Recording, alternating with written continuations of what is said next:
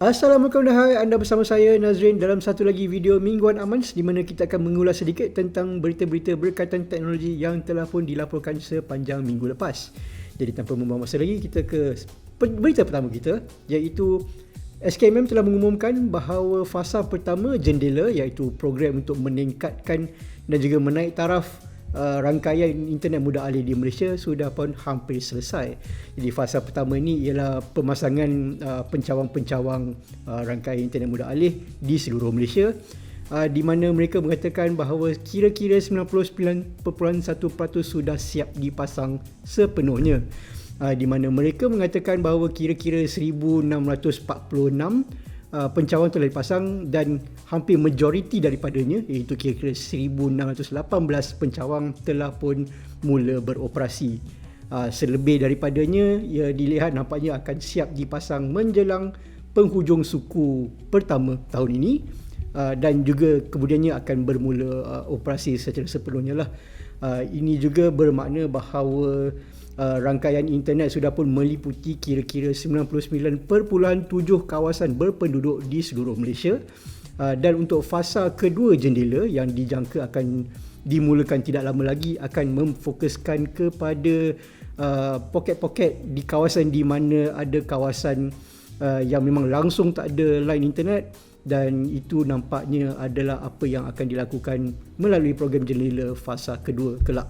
Jadi satu lagi pengumuman yang dilakukan oleh pihak kerajaan, kali ini melalui pihak immigration. Mereka mengatakan bahawa terdapat beberapa keliruan di antara perkhidmatan-perkhidmatan yang ditawarkan seperti My Border Pass dan juga My Nice, dan juga sistem log masuk My Digital ID.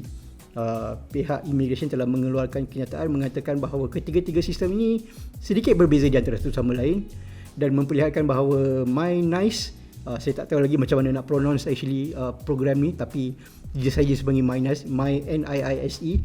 Mereka mengatakan bahawa program tersebut adalah program keseluruhan untuk pihak immigration yang boleh digunakan untuk perkhidmatan-perkhidmatan immigration secara keseluruhan, manakala My Border Pass ialah satu sistem QR code yang digunakan untuk memudahkan proses keluar dan masuk ke dalam dan juga keluar negara, menggunakan kad kod QR saja tanpa perlu mengimbas pasport seperti yang dilakukan sebelum ini. Manakala My Digital ID pula adalah satu sistem log masuk yang digunakan untuk melog masuk dalam perkhidmatan-perkhidmatan kerajaan sedia ada yang akan diimplementasi secara berperingkat bermula tahun ini. Jadi tak ada kekeliruan, di mana kita lihat My Digital ID adalah satu login sistem, macam katakan korang login guna Facebook, guna Twitter, atau guna Gmail dan sebagainya. Manakala My Border Pass pula hanyalah sistem kod QR yang diimbas dan juga akan diintegrasi ke dalam sistem My Nice yang akan digunakan untuk keseluruhan perkhidmatan-perkhidmatan berkaitan dengan Jabatan Immigration. Dalam pada itu, Microsoft telah mengumumkan bahawa Windows 11, sistem operasi terbaru mereka, akhirnya telah mencapai 1 bilion pengguna di seluruh dunia. Benda ni tak mengejutkan kerana kita tahu bahawa pada tahun lepas Microsoft telah akhirnya kill off sistem operasi Windows 10. Basically mereka telah memaksa semua pengguna-pengguna Microsoft Windows 10 untuk beralih kepada Windows 11, atau tak mereka akan berpindah kepada sistem operasi lain seperti Linux dan sebagainya.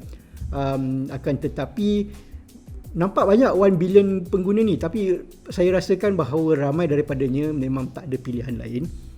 For one, maybe diorang malas nak belajar cara menggunakan sistem operasi baru, and Windows 11 is technically the next best thing. Benda yang memang diorang akan kekal sentiasa update untuk for the next however many years sebelum mereka memperkenalkan sistem operasi Windows baru.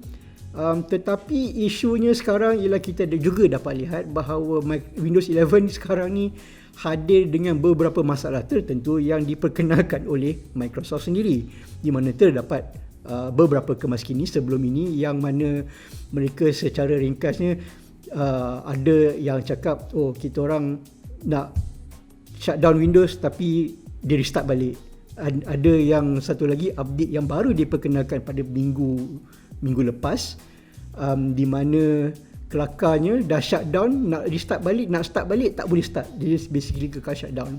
Tetapi Microsoft sedar akan isu-isu ini dan juga berkaitan dengan isu diorang punya stok saham nilai saham mereka jatuh teruk.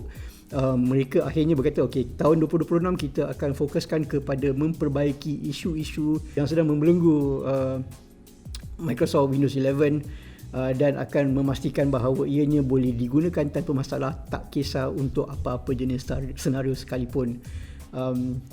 Seperti yang kita tahu, Microsoft sekarang dah pivot ke teknologi-teknologi awanan dan AI.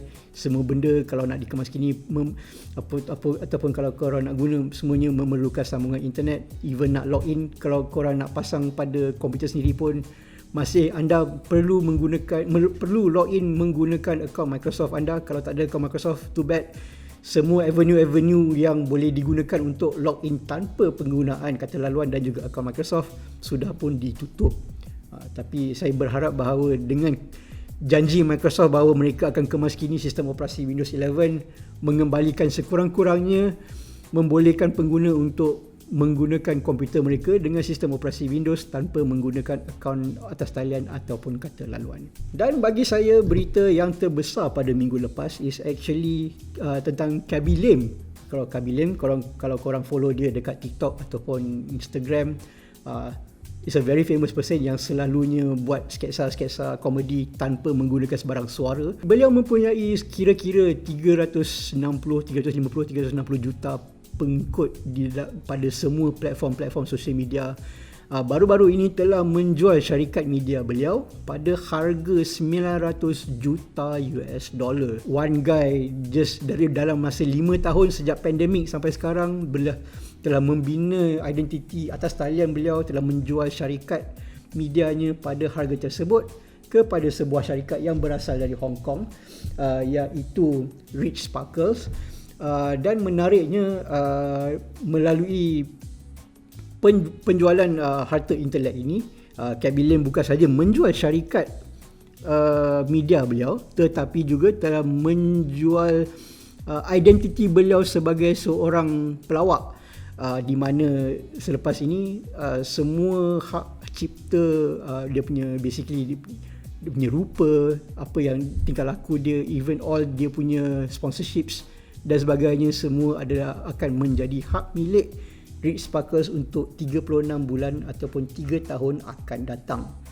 Ini agak menarik kerana Rich Sparkles juga kata mereka akan mencipta satu kembar digital, basically an AI clone of Khaby Lame, dan yang boleh digunakan dalam pelbagai jenis konteks, pelbagai jenis negara, pelbagai jenis bahasa, kerana again dia punya sketsa semua secara lazimnya tak ada suara. So jadi katakan kalau dia nak guna AI voice apa sekalipun, tak rasa, bagi saya mungkin rasa kekok, pasal technically he is known for his voiceless comedy style. Tapi itulah, apa-apa pun beliau memang untung besar. 900 juta US dollar memang hampir 1 bilion, nak boleh jadi hampir jadi seorang billionaire. Basically he set for life for however long, walaupun dia seorang yang masih lagi muda pada umur 25 tahun. Jadi sekian saja video Mingguan Aman pada kali ini. Anda telah bersama saya, Nazrin, Majulah Teknologi untuk Negara.